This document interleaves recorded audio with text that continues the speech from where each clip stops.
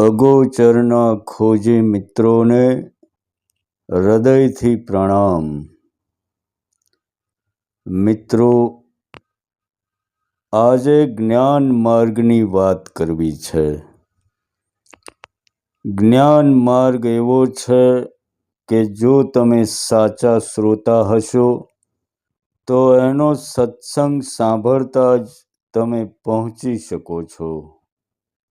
આજે આપણે શૂન્ય તરફ ગતિ કરીએ એની જ વાતો કરીએ. એ પહેલાં આપણી મોજે દરિયા ચેનલને લાઈક, સબસ્ક્રાઈબ અને સંબંધીઓને પણ શેર કરશો એ નમ્ર વિનંતી. મિત્રો, આપણે બધું જાણીએ છીએ, સમજીએ છીએ, પણ અમલમાં મૂકવામાં ગભરાઈએ છીએ. એવું કેમ થાય છે? કારણ કે વર્ષોથી શ્રદ્ધાના નામે આપણને અંધશ્રદ્ધામાં ઘુસેડવામાં આવ્યા છે. નાના હતા ત્યારે માં કહેતી કે રાત્રે દર્પણમાં ના જોવાય, કારણ કે પછીનો જન્મ ભવાયાનો મળે. આવું તો ઘણું બધું ઘુસેડવામાં આવ્યું છે.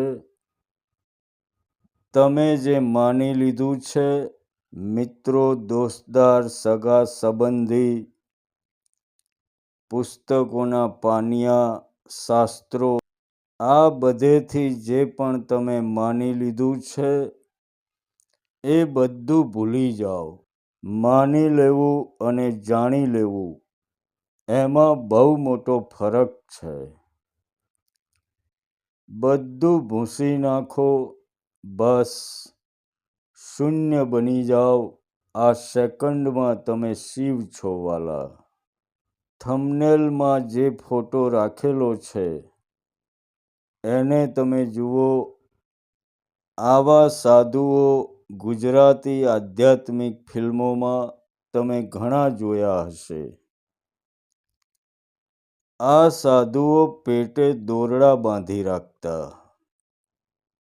રાજા ગોપીચંદ, રાજા ભરથરી, આ બધી ફિલ્મોમાં તમે જોયું હશે. કારણ કે હવે તો એવા સાધુઓ બહુ દેખાતા નથી. એ સિવાય પણ આપણા 7 ચક્રો છે એ મુજબ એ લોકો છાતી સુધી દોરડા બાંધી રાખતા. આ નાથપંથી બાવાઓમાં ખાસ જોવામાં આવતું. એને સાધુ ભાષામાં બેરખો કહેવામાં આવે.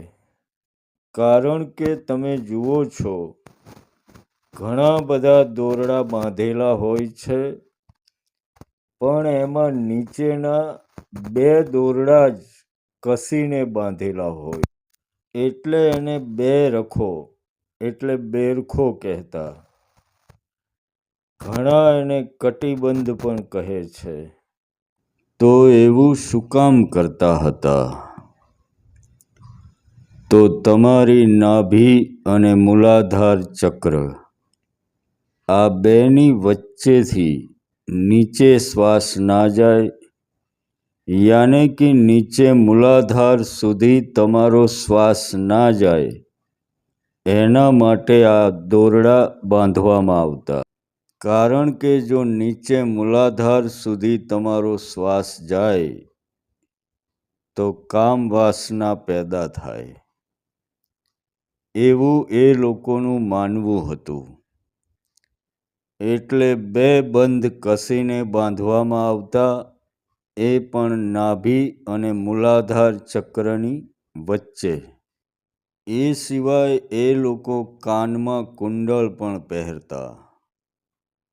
કહેવાય છે કે જેના કાન એકદમ સીધા હોય એ આનંદી સ્વભાવનો માણસ હોય. એટલે કાનને સીધા રાખવા આવું કરવામાં આવતું. સાથે કદાચ એવું પણ હોઈ શકે કે કોઈ એક નસ કાનની બુટ્ટી સુધી જતી હોય કે જે કામ વાસના પેદા કરતી હોય, એને વચ્ચેથી કાપી નાખવાથી એ અટકી જતી હોય. પણ આ બધું એમનું માનવું હતું. સમજજો મિત્રો, એમનું આ બધું માનવું હતું, કોઈ ઠોસ પુરાવા નહોતા. અને આવું તો ઘણું બધું આપણી આધ્યાત્મિક જગતમાં છે, જે તમે માની લીધું છે અને તમને મનાવવામાં આવ્યું છે. એટલે એના ઉપર એક સંતે કહેલું કે કાન ફાડ કરે કુંડળ ડાલી, કાન ફાડ કરે કુંડળ ડાલી, બાવો કહે મેં બ્રહ્મચારી, પણ બ્રહ્મચારી કી તો ગત હૈ ન્યારી, પારખે કોઈ પારકી નારી. કાન ફાડ કરે કુંડળ ડાલી, બાવો કહે મેં બ્રહ્મચારી, પણ બ્રહ્મચારી કી તો ગત હૈ ન્યારી, પારખે કોઈ પારકી નારી. તો અહીંયા તમારી જાણકારી માટે એક અગત્યની વાત કરી દઉં. કદાચ તમને ના પણ ખબર હોય, ગામડાના માણસોને તો ખબર જ હશે, પણ કદાચ શહેરમાં જાણકારી ના હોય કે પહેલાં બાળકને કાન વીંધવામાં આવતા. એનું કારણ હતું કે એની જનેન્દ્રિયની નીચેનો ભાગ ફૂલી જતો, જેને આપણે સાદી ભાષામાં વધરાવળ પણ કહીએ છીએ. બીજા કદાચ બીજું નામ પણ આપતા હોય. ઘણીવાર આ પ્રોબ્લેમ મોટી ઉંમરના માણસોને પણ જોવા મળે છે. અને મોટી ઉંમરના માણસોમાં તો આ નાળિયેરની સાઈઝનું પણ થઈ જતું હોય છે. તો આપણને થાય કે કાન વીંધવા અને એને શું કનેક્શન? તો એ કાનની નસ સીધી ત્યાં જાય છે, અને જો એને વચ્ચેથી કાપી નાખવામાં આવે તો પેલા ફુગ્ગામાં ભરાયેલી હવા એ નસ મારફતે બહાર નીકળી જાય. એટલે કાન વીંધવામાં આવે છે. નાના બાળકોને આ ખાસ થતું હોય છે, અને મોટી ઉંમરે પણ ઘણીવાર શક્યતા રહે છે. તો મેડિકલનો સહારો લઈને પૈસા બગાડવા નહીં, કારણ કે ઘણા ગામડાઓમાં એના જાણકાર હોય છે, અને એ જાણકાર માણસ સેવાભાવથી જ કામ કરતા હોય છે. એ કાન વીંધાવી દો એટલે એ દર્દ મટી જાય. પણ એમાં એવું પણ છે કે જો તમે મેડિકલનો સહારો લેવા જાઓ અને એમાં સમય બગાડશો, અને જો હવા હશે ત્યાં સુધી તો ઠીક છે, પણ જો પાણી ભરાઈ જશે પછી એનો ઓપરેશન સિવાય કોઈ રસ્તો નથી હોતો. એટલે જેને પણ પેઢામાં જનેન્દ્રિયની નીચેના ભાગે અચાનક દુખાવો વધતો હોય તો સમયસર એવા જાણકાર પાસે જઈ આવવું. એટલે મિત્રો, કદાચ એ લોકો પણ આવું કાંઈ કરતા હશે કે કામ વાસનાની નસ ત્યાં સુધી જતી હોય, એને કાપી નાખવા બુટ્ટીમાં એ કુંડળ પહેરતા હશે.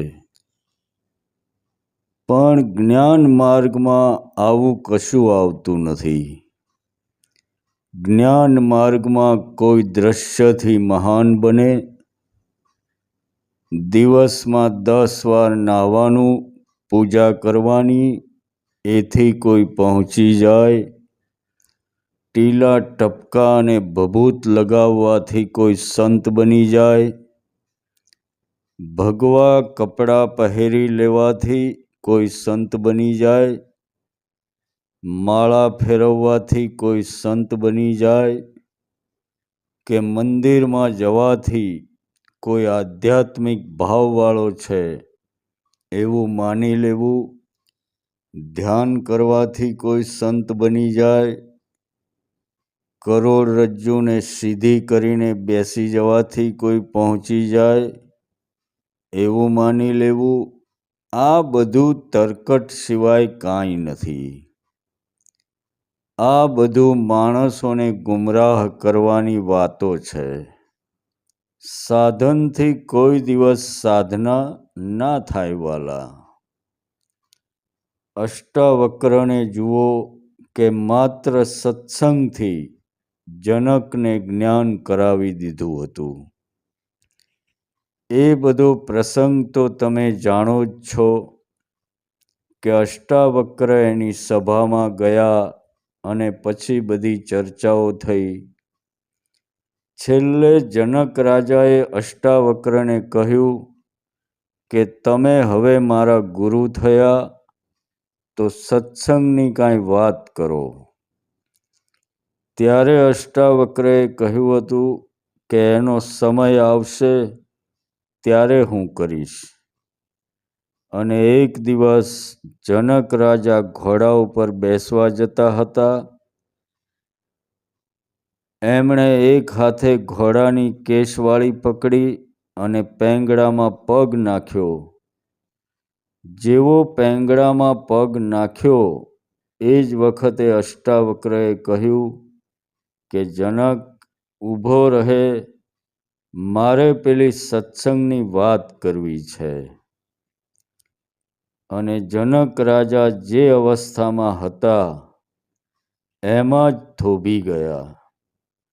અને અષ્ટાવક્રએ કહ્યું કે હવે થોભી ગયો છું તો જ્યાં સુધી આ સત્સંગની વાત પૂરી ના થાય એમ જ રહેજે. અને મિત્રો, સત્સંગની વાત કદી પૂરી થતી જ નથી. સત્સંગની વાત કદી પૂરી ના થાય અને સામે સત્સંગની વાત કદી અધૂરી પણ ના હોય. જો સાચો સત્સંગ અને સામે સાચો સત્સંગી હોય તો. એટલે લોકો કહે છે કે જનક રાજાને 6 મહિના સુધી પેંગડામાં પગ રહેલો. એ તો બધા લખનારાની અતિશયોક્તિ છે. જ્યારે પણ આવી વાતો કોઈ કરે તો સમજવું કે પ્રકૃતિથી વિરુદ્ધની વાતો છે. કોઈ 6 મહિના થોડું પેંગડામાં પગ ઘાલી રાખે. પણ કહેવાનો અર્થ એ છે કે જનક જેટલી ઉત્સુકતા હશે તો આ સેકન્ડમાં તમે પરમાત્મા બની શકશો.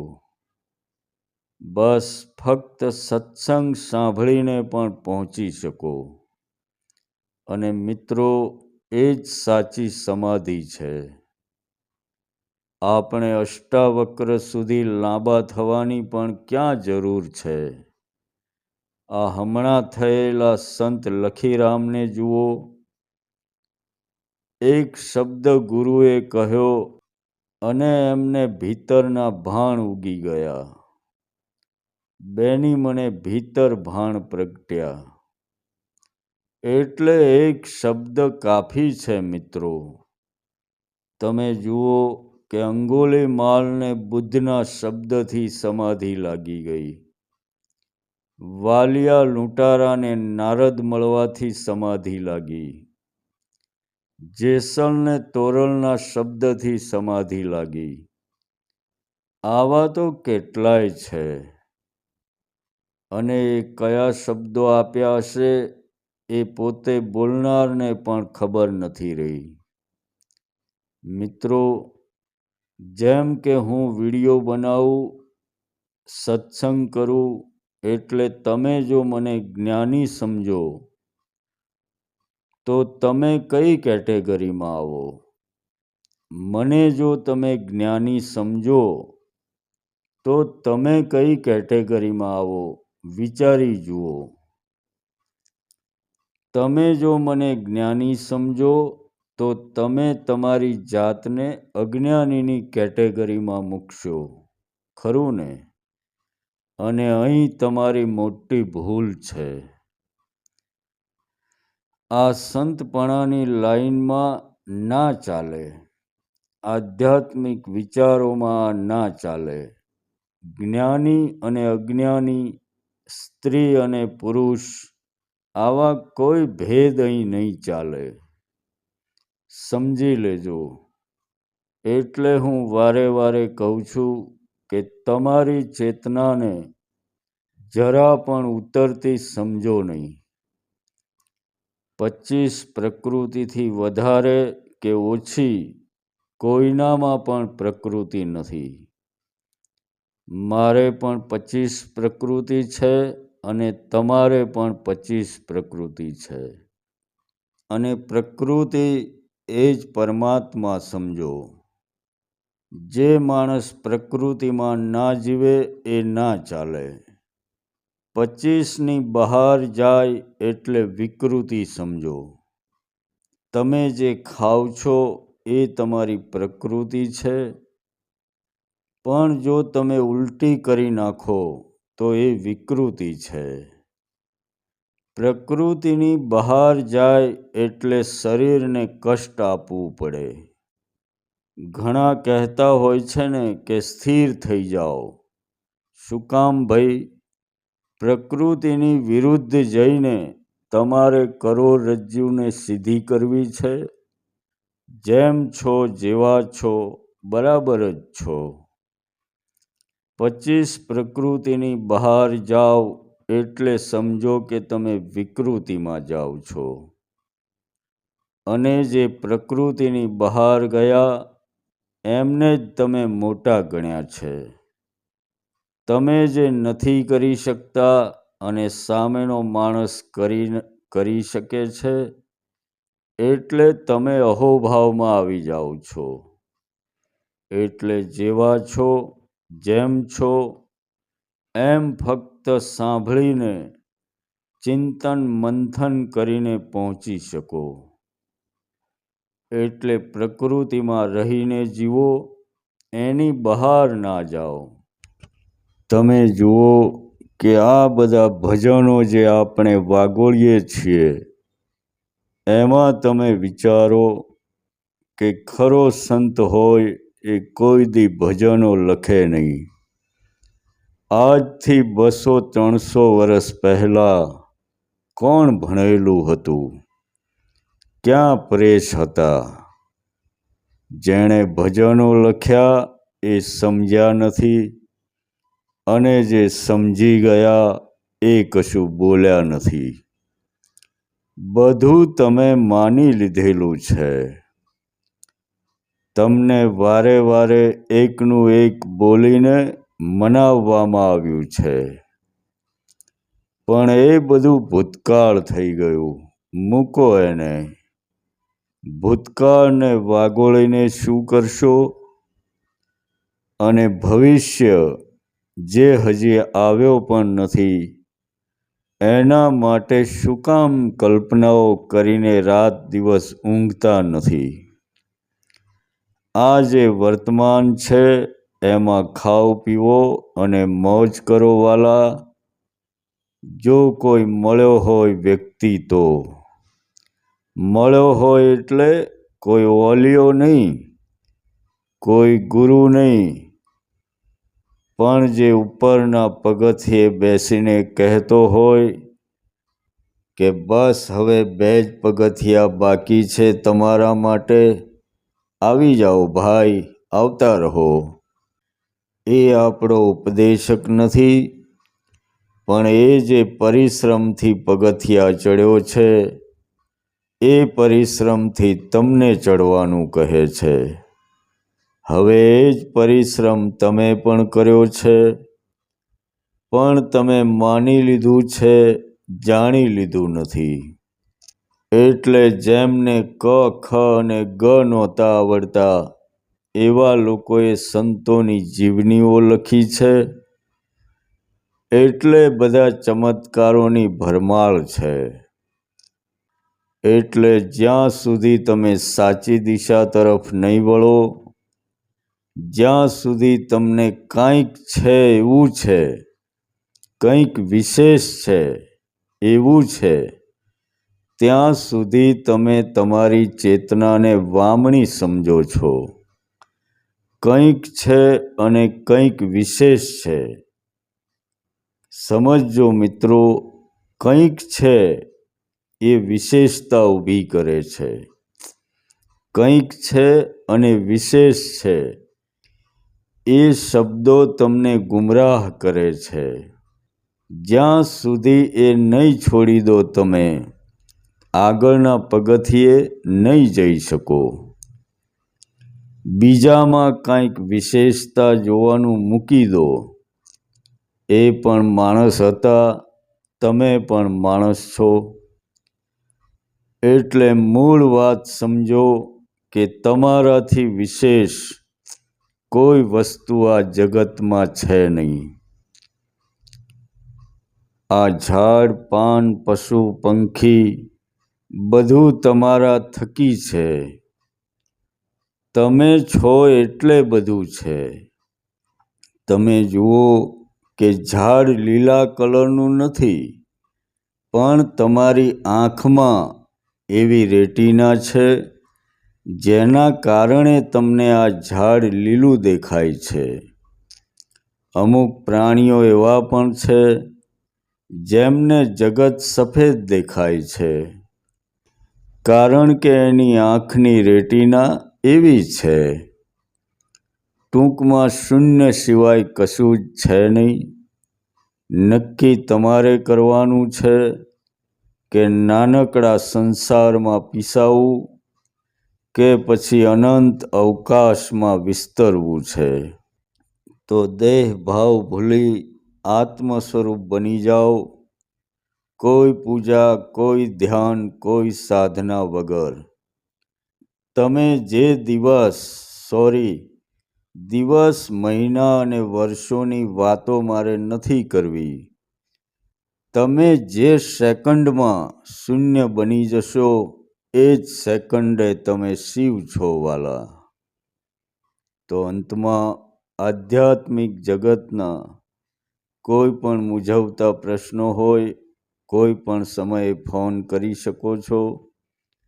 મને કોઈ સંત મહાત્મા કે ઓલિયા સમજવાની ભૂલ ના કરવી, પણ આપનો પરમ મિત્ર સમજીને ફોન કરવો.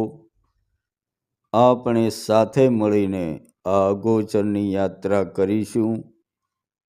તમારી અંદર રહેલા અવિનાશી અલખ પુરુષને મારા પ્રણામ. તો મળીશું મિત્રો આવતા એપિસોડમાં.